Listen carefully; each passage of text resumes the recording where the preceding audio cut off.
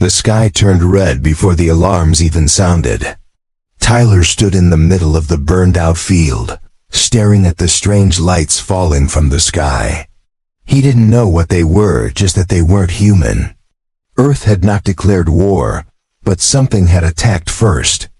Something powerful, something that didn't speak or warn. The first wave turned cities to ash in minutes. Tyler's home was gone before he even grabbed his boots. He ran, through smoke, through broken glass, through empty streets that once held. Laughter and noise. There were no soldiers left to fight. No one knew what to fight. The enemy wasn't seen, only destruction followed. But Tyler didn't stop running. Something told him to keep moving, to reach the mountains. Something deep inside him whispered that survival meant going further than anyone else had dared. Days passed. His clothes tore. His body ached. But something guided him. A pull, like gravity, but in his mind. He didn't understand it. He just followed. Every night, when he closed his eyes near fire or stone, he heard a voice. Soft, female, not human, but not cruel. A voice that said, "Come closer, child of Earth." He thought it was madness. But the voice stayed, even when he bled, even when he starved. It stayed, and somehow it kept him alive. It told him when to turn, when to stop, when to hide. Then one night, it told him, "Now step into the light." The cave was hidden between jagged rocks and thick smoke. No one else would have seen it. No one else would have survived long enough to find it. Tyler stepped inside. The walls shimmered like gold dust. The ground pulsed softly, like a heartbeat. At the center was a pool of light. Floating above it was a figure glowing, tall, with eyes like galaxies. Tyler froze. He had never seen anything like her. She wasn't just beautiful. She was impossible. Skin that looked like starlight. Hair that moved like wind underwater. Her voice didn't come from her lips. It echoed inside his bones. "You have arrived, human," she said. "You are the one chosen to receive my gift." He blinked, unsure what to say. "Gift?" he asked. His voice cracked. "What are you?" "I am the Wishbringer," she said. "A goddess born in the stars. I visit only once every 1,000 human years. I grant 3 wishes, but only to one soul. One who survives the calling." He laughed once, dry and empty. "I didn't survive, I just ran." "Yet you are here," she said. "And your soul is still whole. So speak, what is your first wish?" He hesitated. He thought of his family, gone, of the people lost, of the war outside. He could ask for peace. He could ask for power. He could ask to save the world. But the words that came out surprised even him. "I wish." He began. "I wish you could feel what I feel. Just once, so you'd understand why I can't decide yet. For the first time." The goddess did not respond. Her glow flickered. Her eyes widened. She stepped back as if unsure. No one had asked that before, in all her time. No one had ever wished for her to feel something. Then it happened. A ripple in the air. The light grew darker. Her breath caught, even though she did not breathe. She felt his sorrow, his confusion, his pain. And for a moment, the divine forgot she was divine. Tears, real ones, fell from her shining eyes. She placed a hand over her heart and whispered, "I did not expect this." The goddess stood still, her fingers trembling slightly as the emotions ran through her. She had granted many wishes over the stars, from wealth to immortality, from endless armies to endless peace, but never had anyone asked her to feel. Never had anyone considered what she was beyond her powers. Tyler's wish did not ask for something, it gave something. She walked toward him slowly. Her feet did not touch the ground. Light shimmered around her like mist, but now it pulsed with a strange warmth. Her voice was softer this time. "You gave me something no mortal has ever dared to offer," she said. "You gave me your pain. Your truth. Your heart." "Why?" Tyler didn't know what to say. His mouth opened, but no words came out. Finally, he looked into her eyes, those endless glowing galaxies, and said, "Because I needed someone to understand. I've lost everything. I didn't want to ask for something without knowing you even cared."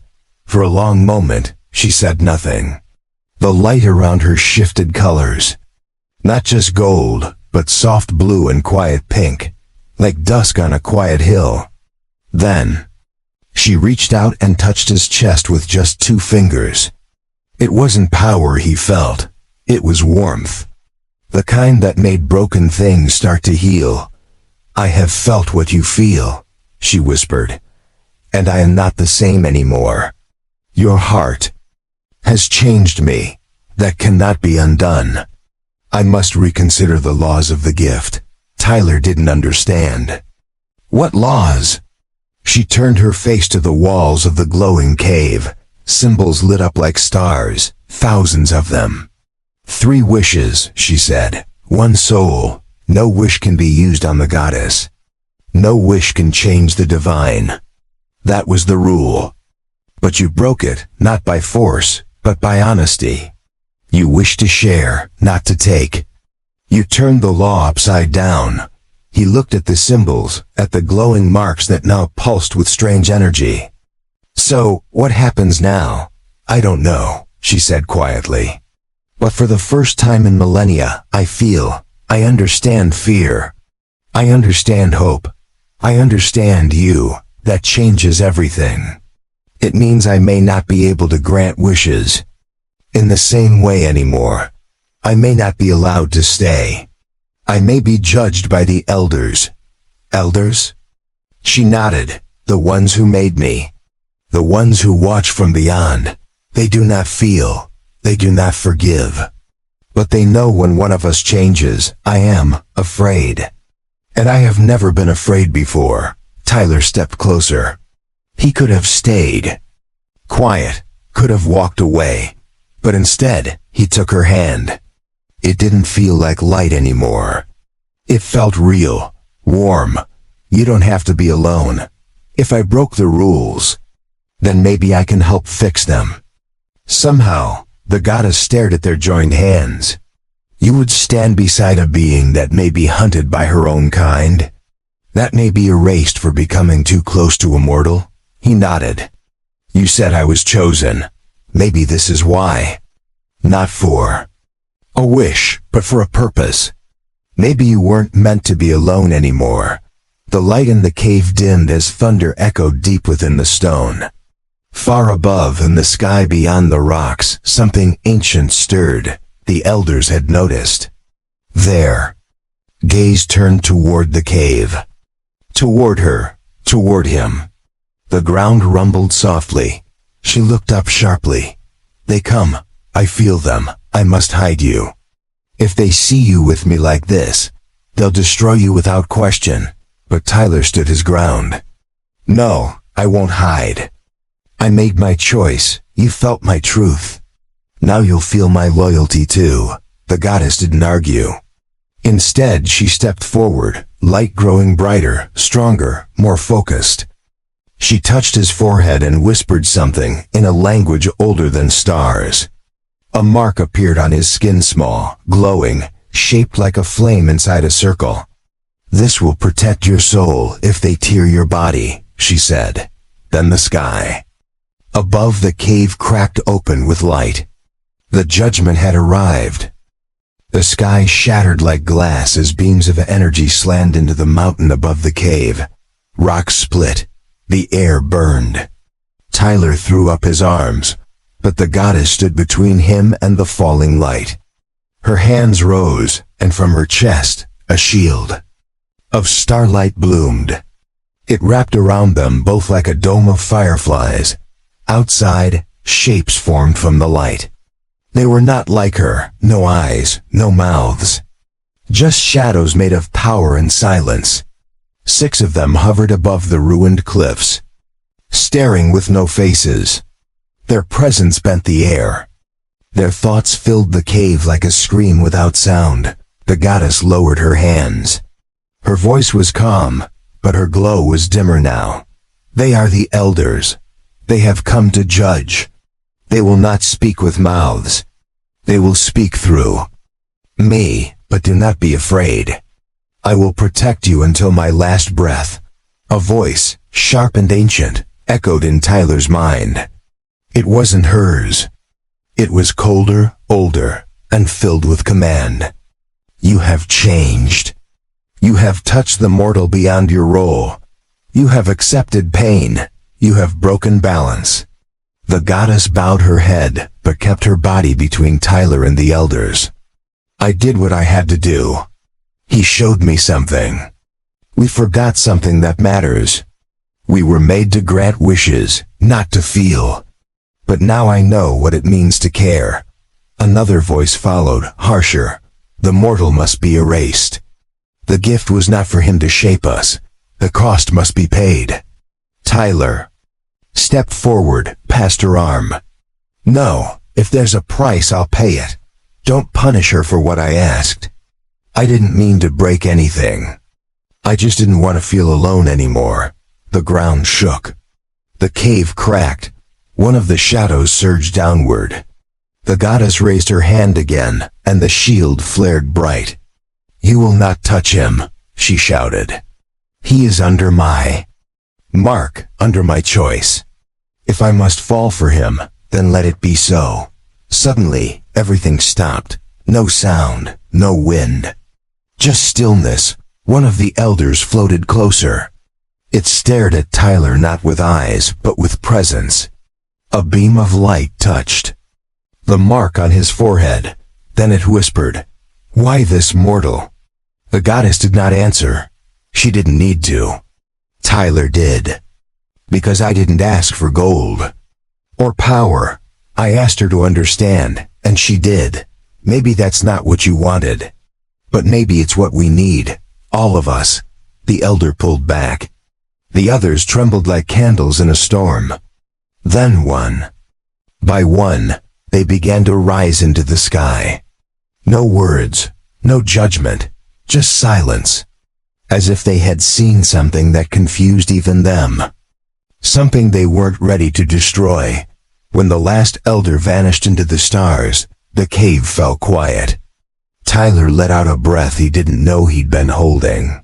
The goddess dropped to one knee, her glow flickering like a dying star. They spared us, she said, but they will not forget.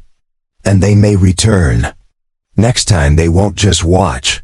Tyler helped her stand. Then we find a way, together. She looked at him with something more than gratitude now. Something deeper. No mortal has ever stood beside me like that.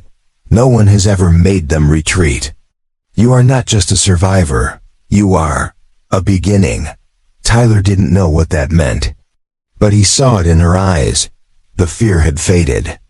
In its place was fire, hope, and something else, something that hadn't existed in her.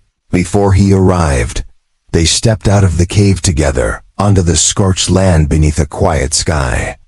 The world was still broken, but the stars above had changed. Something had been shaken loose in the heavens. Something ancient. And it had started with a simple wish.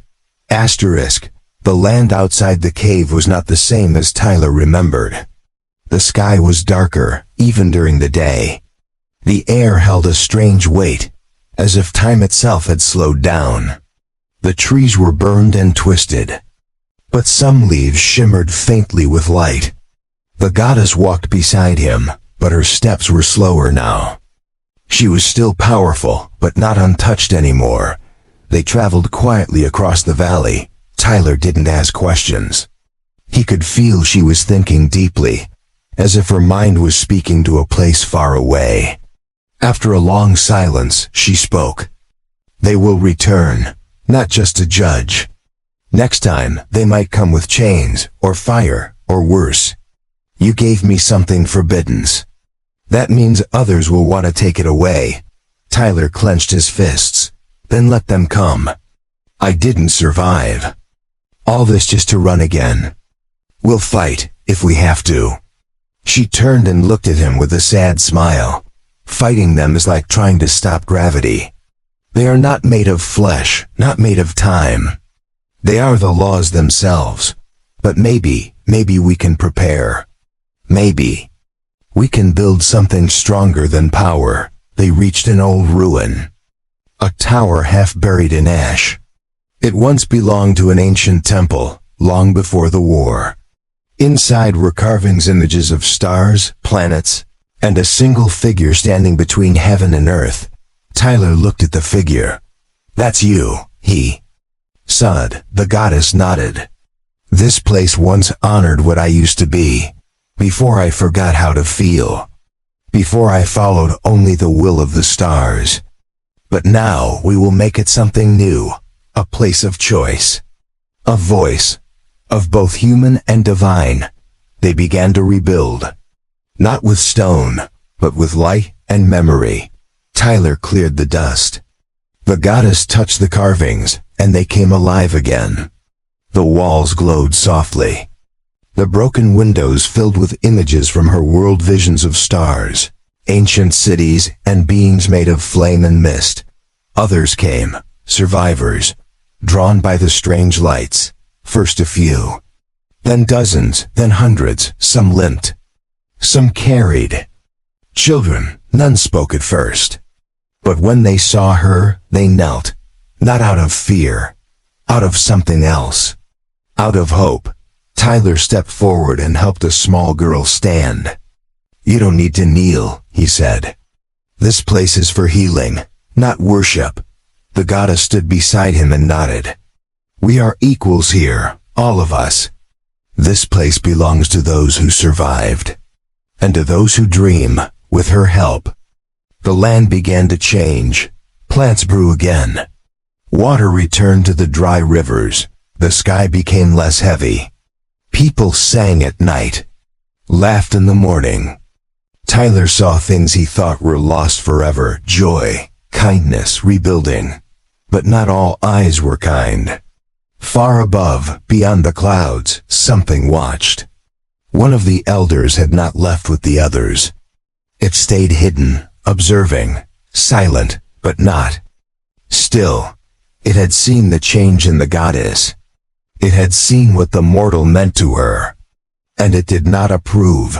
Far from the valley, on a mountain of black stone, a shape began to form. It was not like the others. It was not just judgment. It was punishment, and it had chosen its time.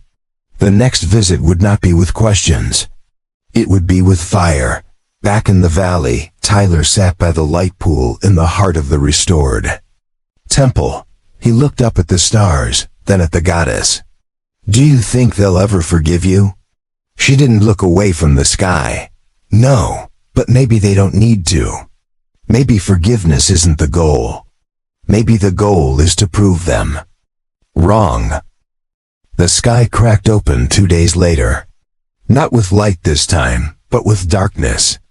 A rift appeared above the valley, swirling like a storm of black fire. The stars vanished. The wind died. Every living thing looked up and felt something cold crawl over their skin. Tyler rushed to the temple's peak, where the goddess already stood, her face hard and silent. It's him, she said. The silent one, the enforcer. He doesn't judge, he punishes. If he steps through that rift, no one will survive. Not you, not me, not this world. Tyler stared at the swirling dark sky. He couldn't see a shape, but he felt a presence. Heavy, unstoppable. It wasn't like the other elders. This one didn't send warnings. It didn't ask questions. It had come to end what had begun. People below screamed and ran for cover. The young and the old huddled inside the temple. They prayed, not for salvation, but for time. Time to hold their children. Time to remember the taste of food. Time to breathe before everything burned. The goddess turned to Tyler. We have one chance. If I surrender, he may leave this place untouched. But I will be erased. Forever. No return. My name will vanish. My light will go dark. Tyler shook his head. There has to be another way. There isn't, she whispered. I broke the law. The law doesn't bend twice. This is the price. He took her hand and stepped closer. Then I'll make my second wish. She looked into his eyes, and for the first time, fear was joined by sorrow. Are you sure? You only get 3, and this one may destroy you. Tyler nodded. I wish to stand between him and this world. I wish for the strength to stop him. Even if just for one moment, the goddess gasped. No mortal has ever wished for that. It will burn your body, crush your mind. You'll become something else. Something the stars will fear. He smiled. Then let him fear. I'm not afraid anymore. I was alone once. Now I'm not. That's worth any price. She held him close, pressed her glowing forehead to his, and whispered ancient words. His mark glowed bright, then brighter, then blinding. His body lifted from the ground, bones shifted. Blood turned to starlight. His eyes burned with fire from beyond the stars. The rift roared as the Silent One emerged. It had no face. Just a body of darkness and cold wind. As tall as the mountain. As wide as the sky. Its voice was nothing but silence that screamed. Tyler floated into the air. Light bursting from his body like wings made of flame. The sky trembled. The ground cracked. For one long moment, human and divine power stood equal. They collided. Light met darkness. Hope met void. The valley shook. Mountains split, but the rift stopped growing. The Silent One halted midair. Its form cracked. Its shadow peeled like old skin. Tyler screamed not in pain, but in defiance. The goddess watched, tears falling like sparks. He did it, she whispered. He held the line. He made the sky feel again. The Silent One let out one last wave of black energy. Then it crumbled, into dust, into nothing. The rift shrank. The sky returned. But Tyler's body fell from the clouds, wrapped in fading fire. She caught him before he hit the ground. His skin was broken, his light dim. But his heart still beat barely. The goddess laid him in the pool of light, holding him close, her voice shaking. You saved us, all of us. And you still have one wish left. The valley was quiet. The rift was gone. The sky was whole again. But the light around Tyler was fading. His body, once glowing with divine energy, was now pale and cold. He lay in the goddess's arms, unmoving. The people stood in silence around the temple, their faces full of sorrow and awe. The goddess pressed her forehead to his and whispered softly, You still have one wish left, one more choice. But you must speak it. I cannot choose for you. He didn't open his eyes. His lips didn't move. But the mark on his forehead pulsed, slowly, then again. A whisper came not with breath, but with will. Use it for them, he said, not for me. She closed her eyes. A tear fell down her cheek, brighter than moonlight. No, not this time. This wish must be yours. The mark flickered. Then I wish. You keep your heart, no matter what happens. No matter what they say. Don't become what you were. Stay who you are now. Her whole body shivered. Not from fear, but from truth. It was a wish that didn't change the stars. It changed her. Again, and this time forever. She held him, close as the pool of light dimmed. Then so be it, she whispered. The mark on his head vanished. His chest stopped moving. For a moment, it seemed like the end, but the pool beneath him glowed, not bright, not loud. Just warm, gentle, alive. Slowly, the light seeped into his skin. His fingers twitched. His breath returned. The people gasped. Some cried, some fell to their knees. Tyler opened his eyes. Weak, barely awake, but alive. The goddess smiled through tears. You gave your last wish to me, and the stars returned your breath as thanks. He sat up slowly, leaning on her. Still hurts, he mumbled. She laughed softly. Then you're truly human again. Time passed. The temple became more than a place of survival. It became a school, a home, a bridge.